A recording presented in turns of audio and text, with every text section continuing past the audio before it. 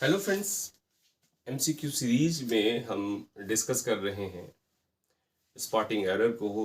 Mostly सबसे difficult जो portion होता है वो स्पॉटिंग एरर ही होता है।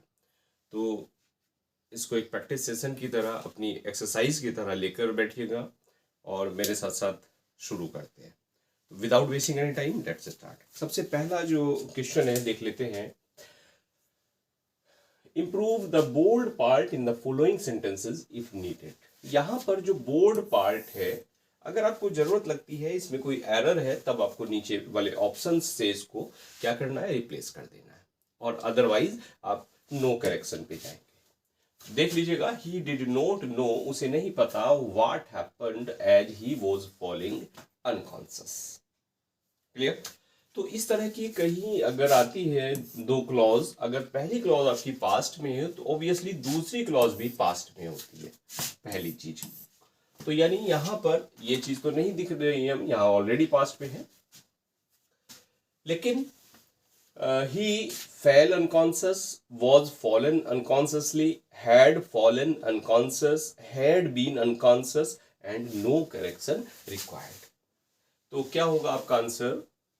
उसे नहीं पता था क्या हुआ, एज ही, कि वो क्या हो गया, वॉज फॉलिंग अनकॉन्शियस को आप चेंज कीजिए, क्योंकि वो अनकॉन्शियस होने की जो प्रोसेस है वो कंटिन्यू नहीं चल रही थी, वो अनकॉन्शियस हो गया। क्लियर? एक झटके से वो प्रोसेस हुई, शार्पली वो प्रोसेस हुई। तो यहां पास्ट परफेक्ट को आप यूज कीजिए, as he had fallen unconscious. Clear? ये आपका आंसर हो जाएगा। पता लगा क्यों हो जाएगा? यस। बढ़ते नेक्स्ट क्वेश्चन पे। The journey was far from being comfortable as the road was bad.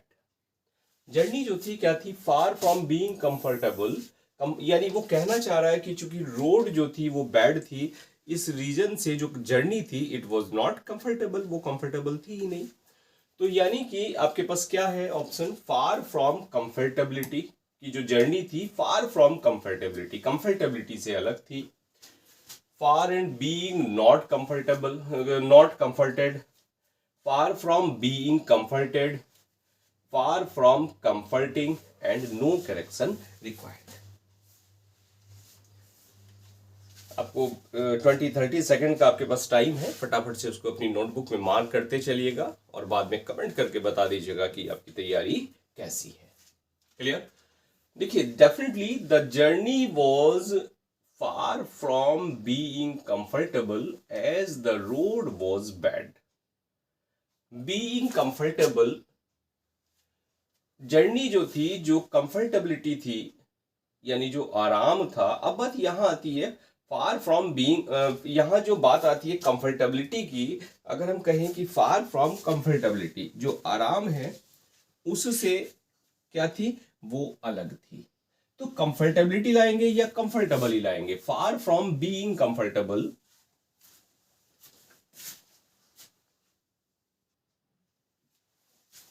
देखिए इसमें जो कंफर्टेबिलिटी है उसकी कोई गुंजाइश नजर नहीं आती, क्योंकि बात वो कंफर्टेबल की कर रहा है। क्लियर? यानी कंफर्टेबिलिटी हो गई आपकी नाउन, और कंफर्टेबल की बात है ये है एडजेक्टिव। तो बात यहाँ एडजेक्टिव की हो रही है, ना कि नाउन की। क्लियर? एक बार देख के ये लग रहा है कि ये वाला ऑप्शन आपका होना चाहिए, लेकिन फार एंड बीइंग नॉट कंफर्टेबल, यहाँ सेंस ही उसने चेंज कर दिया कि वो फार थी और बीइंग नॉट कंफर्टेबल थी। फार from being comforted, far from comforting and, तो यहां पर फार फ्रॉम बीइंग कंफर्टेबल, कंफर्टेबल की बात है तो कंफर्टेड तो यहां आएगा ही नहीं, ना कंफर्टेड आएगा ना आपका कंफर्टेबिलिटी आएगा। तो डेफिनेटली आप जाएंगे कहां? नो करेक्शन रिक्वायर्ड पे। सेंटेंस में एक्चुअली कोई करेक्शन की जरूरत यहां नहीं है। ओके? तो इस वाले ऑप्शन को लेके कंफ्यूज मत होइएगा, यहां एडजेक्टिव की रिक्वायरमेंट है, ना कि एक नाउन की। नेक्स्ट सेंटेंस देखते हैं। Would you be liked to have some ice cream. Common sentence है, जब आप किसी को कोई चीज ऑफर करते हैं तब आप वुड से सेंटेंस की शुरुआत करते हैं। तो would you liked, would you be liked, या would you like to be liking to have, be liked having, like to have. तो ऑब्वियसली इजी क्वेश्चन है कि would you like to have some ice cream. आपका answer हो जाएगा D वाला, would you like to have some ice cream, क्या आप कुछ आइसक्रीम लेंगे। डिस्पाइट माई एफर्ट्स, मेरे एफर्ट्स के बावजूद, they did not exceeded two our request. देखिए एक चीज हमें हमें यहाँ मिली एडिशनल कि जहां पर एक्सीड आ जाता है उसके साथ आप फिक्स्ड प्रोपोजिशन लाते हैं टू। क्लियर। तो सबसे पहली चीज डिड नॉट। अच्छा दूसरी चीज यहां मिली कि जब डिड नॉट आ गया यानी पास्ट इंडेफिनिट आ गया, तो पास्ट इंडेफिनिट के साथ आप क्या करते हैं, वर्ब की बेस फॉर्म लगाते हैं, सॉरी वर्ब की सेकंड फॉर्म लगाते हैं। अगर नेगेटिव आ गया तो आप क्या करते हैं, डिड नॉट के साथ वर्ब की बेस फॉर्म लगाते हैं। क्लियर। तो जब डिड नॉट आपको दिख गया तो फिर आप डेफिनेटली यहां क्या, ये एक्सीडेड नहीं लगाएंगे। तो डिड नॉट एक्सीड टू, और प्रोपोजिशन की भी देखिए इसने गलती कर दी यहाँ कि डिड नॉट एक्सीड विद या डिड नॉट एक्सीडेड बाय। तो आपका ऑप्शन क्या हो जाएगा, did not exceed to. Clear हो गया, क्यों होगा, क्लियर है बात। नेक्स्ट क्वेश्चन देख लेते हैं। Her voice is so melody that everyone likes to hear her songs. उसकी जो वॉइस है वो इतनी मेलोडी है कि मेलोडियस है। डेफिनेटली देखिए एक चीज और है, एक रूल निकल के आता है, रूल पे भी आप साथ साथ फोकस करते चलिएगा। कहीं सो आ जाता है तो उसके बाद या तो एडजेक्टिव आएगा या एडवर्ब आएगा। और यहाँ जो मेलोडी है, मेलोडी क्या है, ये है, इसकी नेचर है नाउन, ये वर्ड नाउन है। तो नाउन नहीं आता सो के बाद, एडजेक्टिव आता है या एडवर्ब आता है। तो हर voice is so melodious that, तो सो मेलोडियस देखिए, सो मेलोडियस दैट। क्लियर। तो आपका ऑप्शन हो जाता है B, her voice is so melodious that everyone likes to hear her song. Clear हो गया। बढ़ते हैं नेक्स्ट क्वेश्चन पे। I did not accept the compensation because the damage was almost neglected। बिल्कुल सही लग रहा है सेंटेंस पहली नजर में पढ़ के। देखिए बहुत सारे सेंटेंस ऐसे होते हैं एक ही बार में पढ़ के पता लग जाता है, और कुछ ऐसे होते हैं इनको 2 से 3 बार पढ़ना पड़ता है। लेकिन जब भी स्पॉटिंग एरर करें, कोई गलती ना करें, कोई जल्दबाजी में आपका डिसीजन नहीं होना चाहिए। ऐसा नहीं आपने सेंटेंस को एक बार पढ़ लिया और क्विकली कि हाँ इसका आंसर ये है, कोई जल्दबाजी नहीं है इस टॉपिक पे। क्लियर। ये काम लिटरेचर में होता है, जो चीज आती है बिल्कुल 10 सेकंड में आप डिसाइड कर सकते हैं कि इसका आंसर ये होगा। लेकिन इसमें स्पॉटिंग एरर हो या बाकी ग्रामर का पोर्शन हो, उसमें थोड़ा सा टाइम आपको एडिशनल चाहिए। तो वॉज ऑलमोस्ट नेग्लेक्टेड। अच्छा 2 चीजें होती हैं, एक तो होती है नेग्लेक्टेड और एक होता है नेग्लिजिबल। नेग्लेक्ट होता है किसी को इग्नोर करना। क्लियर। यानी किसी को नजरअंदाज आपने कर दिया तो आपने कहा नेग्लेक्ट कर दिया। और नेग्लिजिबल हो गया, क्या हो गया, जिसको आप कहते हैं नगण्य। यानी कोई चीज बिल्कुल शून्य है, ना के बराबर है, तब आप नेग्लिजिबल का यूज करते हैं। क्लियर। तो दोनों जो वर्ड हैं दोनों का मीनिंग अलग है। अब मीनिंग को देख के सेट करते हैं कि मैंने कंपनसेशन को एक्सेप्ट नहीं किया क्योंकि जो डैमेज था वो क्या था, वॉज ऑलमोस्ट नेग्लेक्टेड, कि जो नुकसान था वो कैसा था, ऑलमोस्ट ना के बराबर था। ये इस बात को कहना चाह रहा है। तो डेफिनेटली नेग्लेक्टेड, तो यानी इसने मीनिंग चेंज कर दिया, नेग्लेक्टेड नहीं आएगा यहाँ, इस पोर्शन में केवल नेग्लेक्टेड की जगह नेग्लिजिबल आ जाएगा, बाकी एज इट रहेगा। क्लियर। वॉज ऑलमोस्ट नेग्लिजिबल, तो यही वाला ऑप्शन आपका सही हो जाता है। क्लियर हो गई बात। I would not have gone alone if you were told me of the danger। मैं अकेला नहीं जाता अगर तुमने मुझे बताया होता। एक चीज आ गई, एक तरफ वुड और हैव और वर्ब की थर्ड फॉर्म, तो दूसरी तरफ क्या आ जाएगा, वाज वर्ड तो नहीं आएगा। वाज वर्ड के बाद फिर टोल्ड क्यों ये यूज करना है, देखिएगा कंडीशनल सेंटेंस है। और ऑलमोस्ट देखिए कंडीशनल अगर आपने नहीं पढ़े हैं, नहीं आपको समझ आते हैं, तो एक वीडियो पड़ा है कंडीशनल सेंटेंस का ग्रामर की प्लेलिस्ट में, वहां से जाके उनको समझ लीजिएगा। और कंडीशनल का 100% टेकना, एक सेंटेंस आपको एग्जाम में मिलेगा। अगर नहीं भी मिलता है तो स्पॉटिंग एरर के थ्रू ये पूछा जाएगा। डेफिनेटली आता जरूर है कंडीशनल सेंटेंस। क्लियर। तो यहां पर you were told me of, इसको आप किससे रिप्लेस करें, यानी हैड और वर्ब की थर्ड फॉर्म। भाई एक तरफ वुड हैव और वर्ब की थर्ड फॉर्म, दूसरी तरफ हैड और वर्ब की थर्ड फॉर्म। क्लियर, एक तरफ तो वुड हैव जाएगा, वर्ब की थर्ड फॉर्म जाएगी, दूसरी तरफ ये आएगा कंडीशनल में।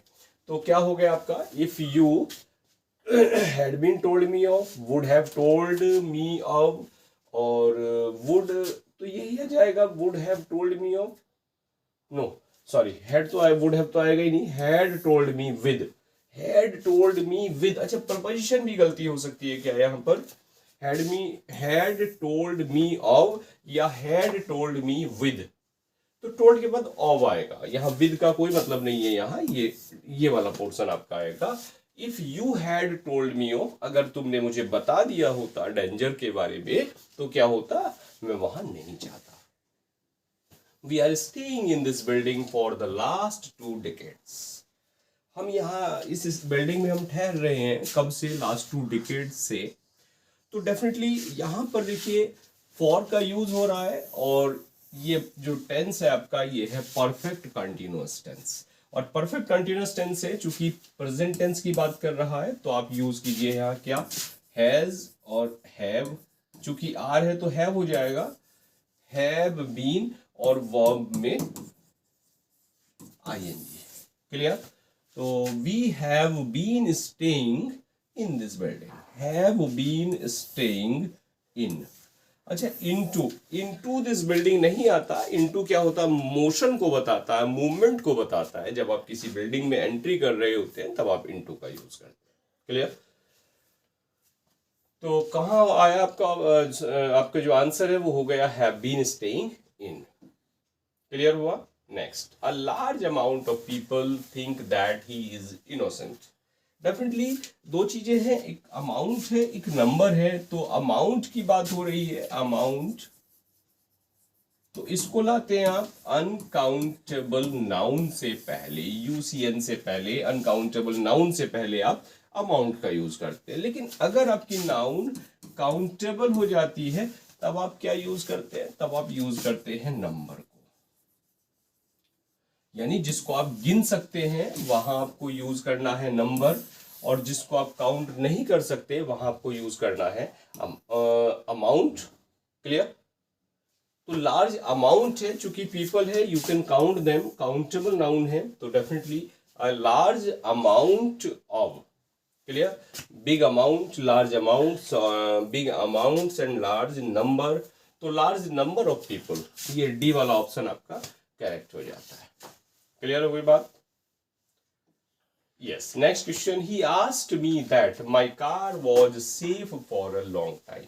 कभी भी अगर आस्क्ड या सैड आ जाए तो पहली जो आपकी सोच होनी चाहिए कि वहां जो एरर होगी वो टाइम को लेकर होगी, टेंस को लेकर होगी। यहाँ पास्ट है, यहाँ पास्ट है, यानी ऐसा लग रहा है कि यहाँ एरर पास्ट यानी टेंस वाली एरर नहीं है, फिर और क्या हो सकती है। देखिए, ही आस्क्ड मी, उसने मुझसे पूछा, that my car was safe for a long journey. तो दैट क्या सही है, उसने मुझसे पूछा। अब अगर आस्क्ड आता है तो यानी इंट्रोगेटिव क्वेश्चन आपका आता है किसमें, डायरेक्ट स्पीच में, तो उसकी जब इनडायरेक्ट आप बनाते हैं तो उस दैट को आप नहीं लगाते, वहां आप इफ का या वेदर का यूज करते हैं। क्लियर, तो इफ आप यहां यूज कीजिए या वेदर आप यूज कीजिए। अब इफ और वेदर में भी देखिए दोनों इसने दे रखे हैं, तो दैट वेदर ये तो आएगा ही नहीं।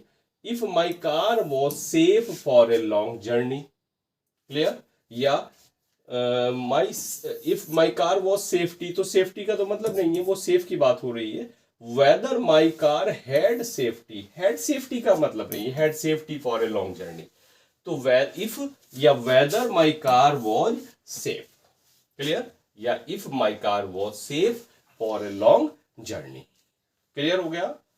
Yes, next question, they have recommended that the cost of services were increased by 10%. Increased by 10%. Okay.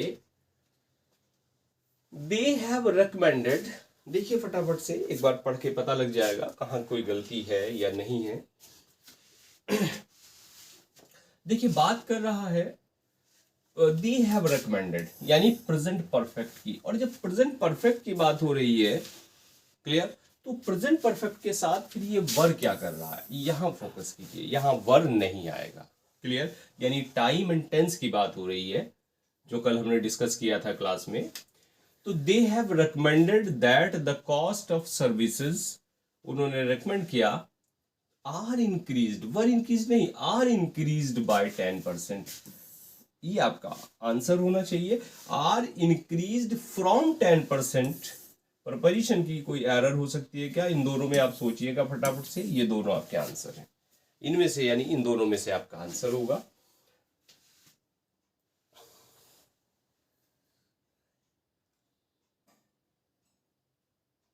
Are increased by, और एक चीज और है, जस्ट ए मिनट, बहुत थोड़ा सा जहां हम आर की बात कर रहे हैं, भाई प्रेजेंट को देख के हमने आर ले आए, लेकिन यहां जो सेंटेंस है बेसिकली हम गए नहीं नेक्स्ट सेंटेंस, गलती मैं भी कर गया कि मैंने सारे ऑप्शन ही नहीं पढ़े, बस दिमाग में ये आया भाई प्रेजेंट है तो यहाँ पास्ट नहीं होगा प्रेजेंट होगा।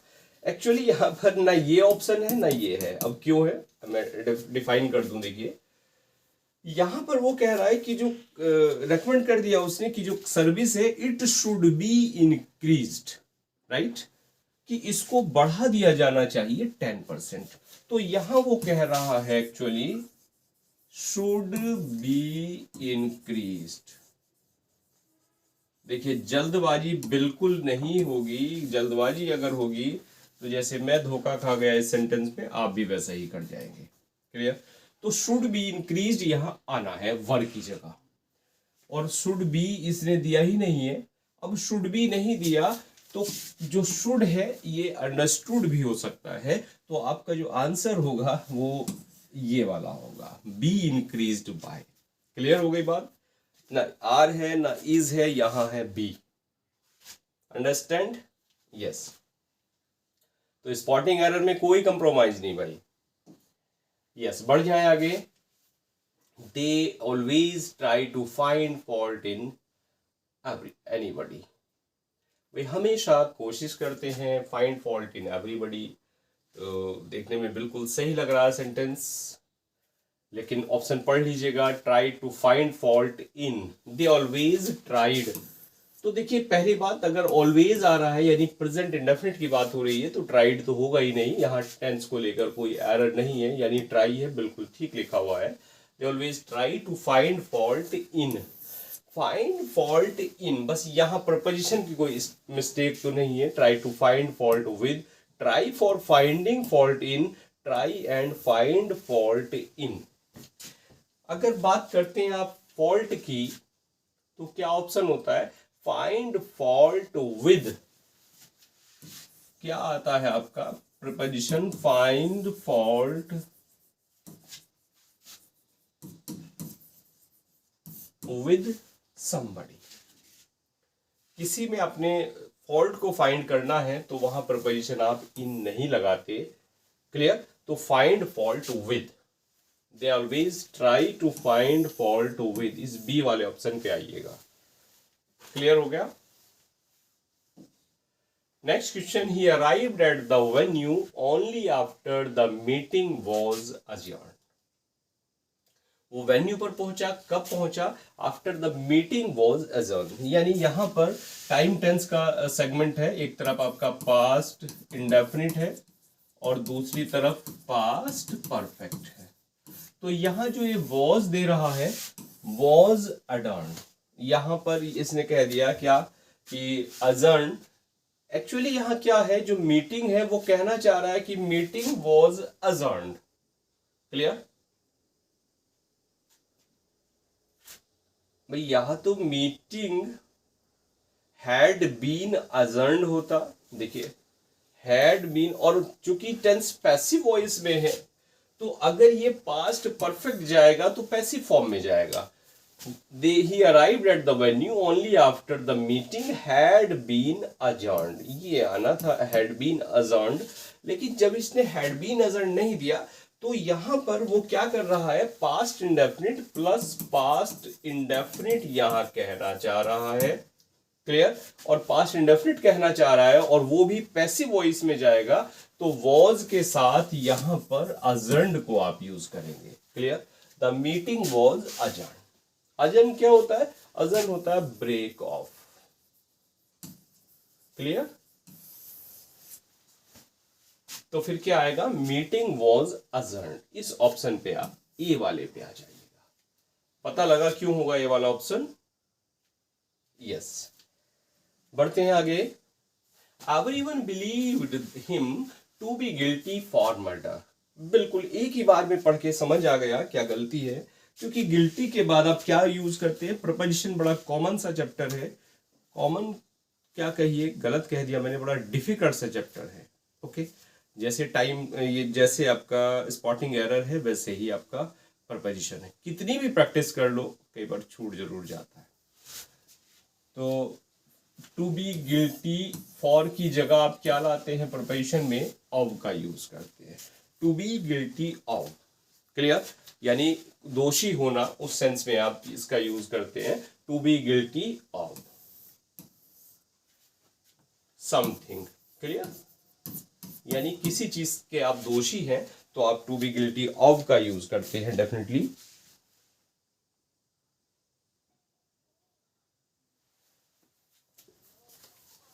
अच्छा, इसी में जो फिक्स्ड प्रपोजिशन है उन पे खास ध्यान देकर आप चलिएगा। What he intends to propose is not clear from his letter. तो intends, proposing does, intending to propose is intending to be proposed is, intended to be proposed is. What he intends, अब यहां पर देखिए is not clear from his letter, यानी वो बात कर रहा है प्रेजेंट इंडेफिनिट की, और जब प्रेजेंट इंडेफिनिट की कर रहा है तो फिर यहाँ is intending या intending, इंटेंडिंग, इंटेंट्स। अब चूंकि प्रेजेंट इंडेफिनिट है तो फिर आप क्यों इसको क्यों नहीं लगा सकते, what he intends, proposing does, intends नहीं, what he intends to propose, उसकी जो इंटेंशन है, जो इंटेंड कर रहा है वो प्रपोज करने के लिए, वो उसके लेटर से क्लियर नहीं है। तो what he intends to propose, infinitive है, बिल्कुल ठीक यूज है इसका। तो डेफिनेटली इंटेंड्स, अब बिल्कुल भी इस पे टेंस प्रेजेंट इंडेफिनिट है, लेकिन कोई गलती यहाँ सेंटेंस में दिख ही नहीं रही है, क्योंकि प्रपोजिंग नहीं आएगा यहाँ, टू प्रपोज ही आएगा, क्लियर। तो नो करेक्शन रिक्वायर्ड पे आप जाइएगा। Next sentence, weather he attends the meeting और नॉट इज इमैटीरियल टू हिम। अच्छा, मटेरियल तो सुना था, कोई मटेरियल नाउन होता है, कोई पदार्थ के लिए आप मटेरियल यूज करते हैं, लेकिन क्या इमैटीरियल भी सुना है कभी, इमैटीरियल टू मी। इमैटीरियल का मतलब होता है अनइम्पॉर्टेंट, अनइम्पॉर्टेंट, क्लियर। यानी कोई चीज हमारे लिए अनइम्पॉर्टेंट है तब आप कहिए इमैटीरियल। लेकिन whether the meeting, weather he attends the meeting और not is immaterial to me. तो is not immaterial to, does not is immaterial to, immaterial is not to, not is to be immaterial to। भाई sentence में इतने option की तो पढ़ने की जरूरत नहीं है, कहीं दिमाग खटका ही नहीं। यहाँ प्रेजेंट टेंस है, यहाँ प्रेजेंट है, और कहना चाह रहा है कि वो वेदर के साथ इसने और का यूज कर दिया, यहाँ भी कोई एरर नहीं है, तो डेफिनेटली फिर नो करेक्शन पे जाइएगा, कोई गलती है ही नहीं सेंटेंस में। Our country is increased in population. Is increased in population, हमारा देश क्या कर रहा है, is increased in population, population में increased हो गया है। What happened?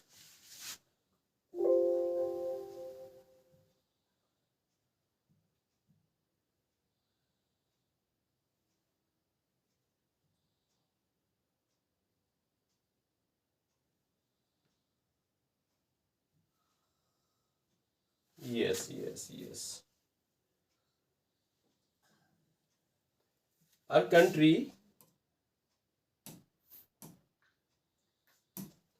Our country is increase, यानी पॉपुलेशन में वो इंक्रीज हो गया है। तो इंक्रीज हो गया क्या, इसका मतलब क्या आगे पॉपुलेशन नहीं बढ़ रही है, यानी प्रोसेस है वो चल रही है।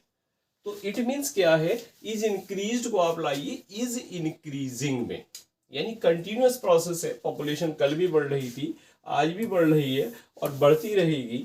बढ़ते बढ़ते चाइना को हमने पीछे छोड़ दिया तो डेफिनेटली और आगे जाएंगे अभी। तो our country is increasing in population. Clear, is increased नहीं आएगा, इंक्रीजिंग आएगा। We were aware of what had happened in the previous meeting. तो we were aware of what had happened in the meeting. क्या गलती आपकी होगी, हम aware थे what had happened in the previous meeting. अच्छा एक चीज और है यहां पर आपको देखिए, past indefinite we were aware of और हैड हैपेंड, यानी टेंस की तो कोई एरर है ही नहीं। तो क्या प्रिपोजिशन की है, क्या वी वर अवेयर फॉर कह रहा, aware for, we were aware for. अच्छा दोनों ऑप्शन एक ही लिख दिए, were aware for, were aware for, एक ही जगह आएगा भाई। वी आर, अच्छा एरर यहाँ टाइम टेंस की तो है ही नहीं, क्यों, क्योंकि एक तरफ पास्ट इंडेफिनिट एक तरफ पास्ट परफेक्ट। अच्छा अवेयर के बाद ऑफ आता है कि फॉर आता है, फटाफट से बताइएगा क्या आता है अवेयर के बाद, अवेयर ऑफ या अवेयर फॉर? अवेयर ऑफ ही आता है। क्लियर, अवेयर फॉर नहीं होता। तो यानी आपका जो आंसर है वो क्या होगा, नो करेक्शन रिक्वायर्ड, कोई गलती है ही नहीं सेंटेंस में। आगे बढ़ते हैं, people who do not bother for the welfare of others should not interested with any social activities.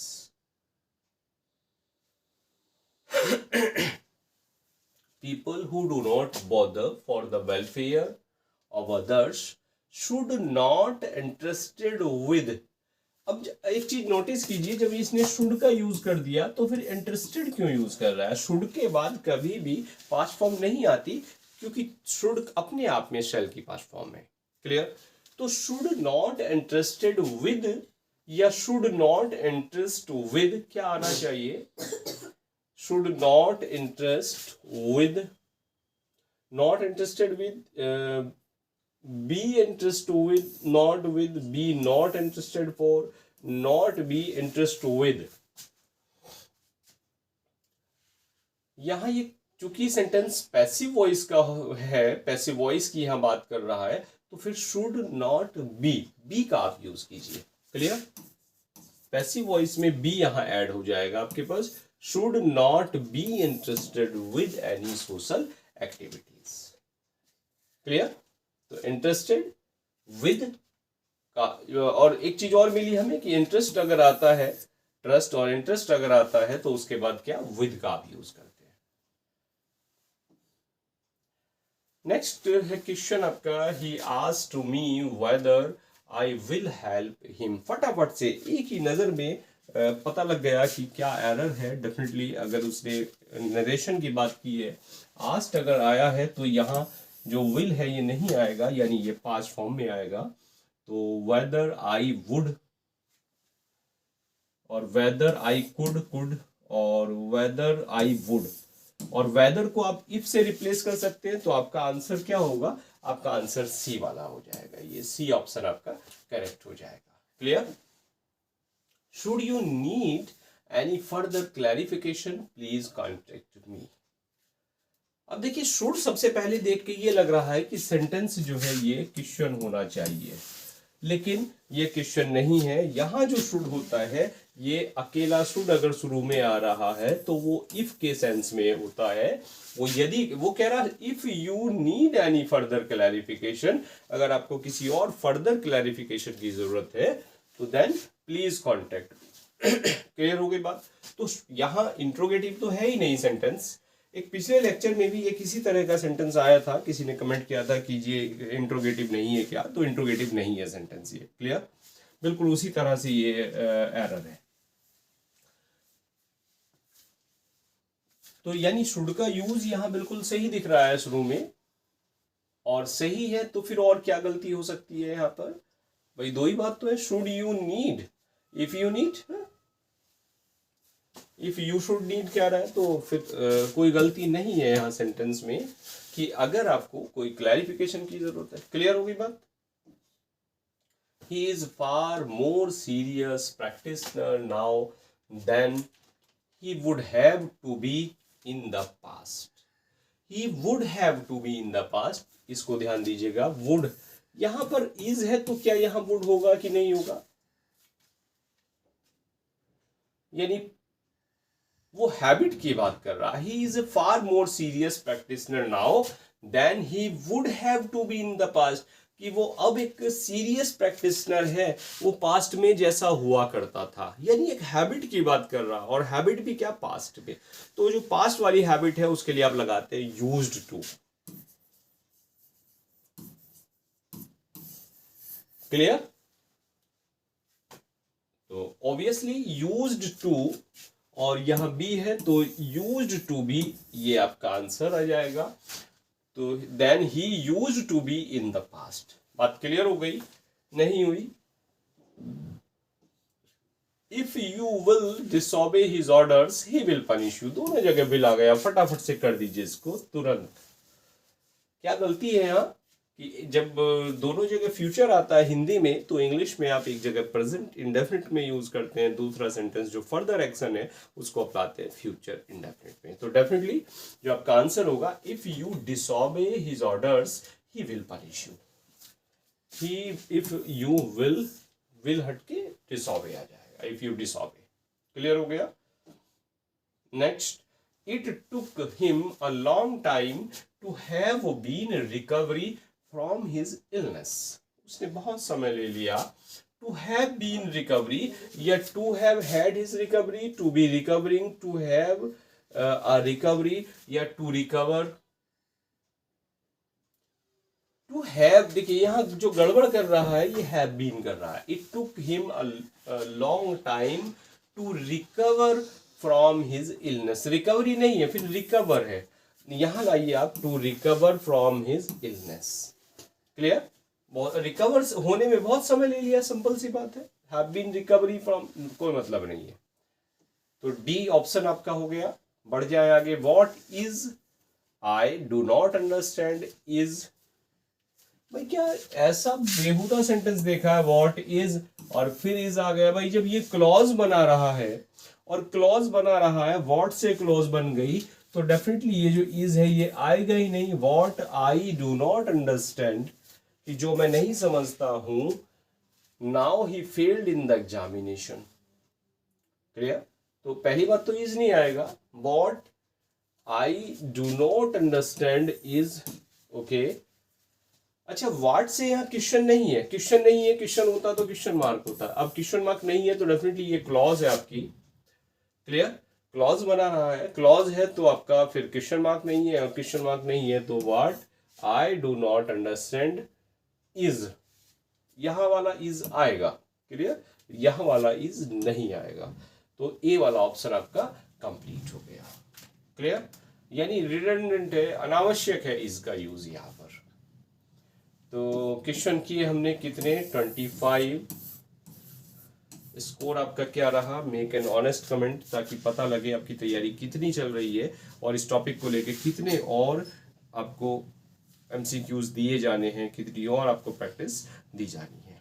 चलिए, अभी तक मेरे मैथ्स इंग्लिश चैनल को सब्सक्राइब नहीं किया है तो प्लीज़ सब्सक्राइब इट, क्योंकि कंटेंट, क्वालिटी कंटेंट आपको यहाँ अवेलेबल है, फ्री में अवेलेबल है। और अगर अभी तक मिलियन माइंड्स इंग्लिश एप्लीकेशन को डाउनलोड नहीं किया है तो उसको भी आप डाउनलोड कर लीजिए, क्योंकि आपकी तैयारी के लिए बहुत कुछ वहाँ भी अवेलेबल है। एंड नाउ मिलते हैं नेक्स्ट लेक्चर में। Now thanks for watching this video.